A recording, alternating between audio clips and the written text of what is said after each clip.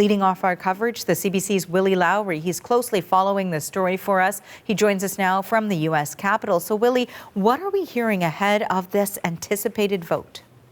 Arthi, it's been a busy morning on Capitol Hill, and it's only expected to get busier as we near this hugely anticipated vote, which is expected to take place sometime after 2 p.m. Now, we anticipate that the House will vote overwhelmingly in favor of compelling the Justice Department to release the Epstein files.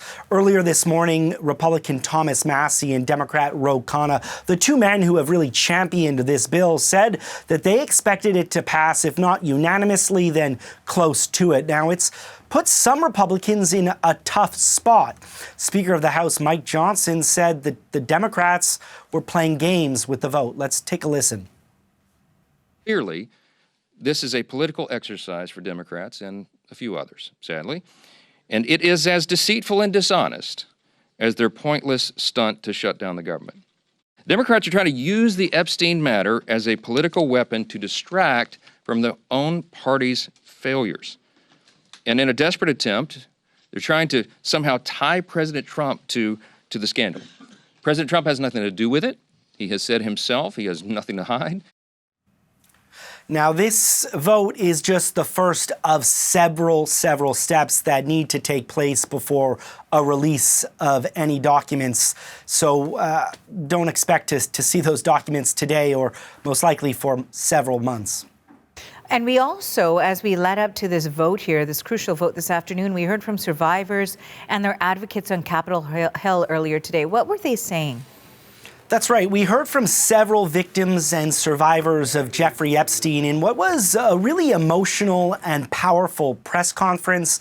Many held up photos of themselves at the age that they were when the crimes against them took place. They were children as young as 14, in just 9th grade in some instances.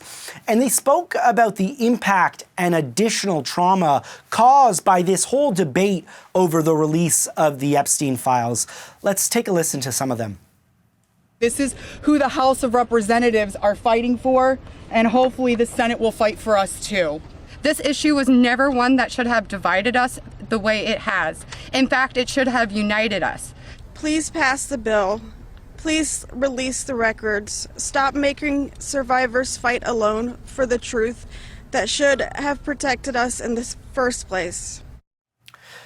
And many of these survivors pointed the blame directly at President Trump. Some said that they had voted for him, but that they felt deeply disappointed in the fact that he had been opposed to this vote, and they told him to stop playing games and to, let this vote take place and to sign it when it eventually gets to his desk.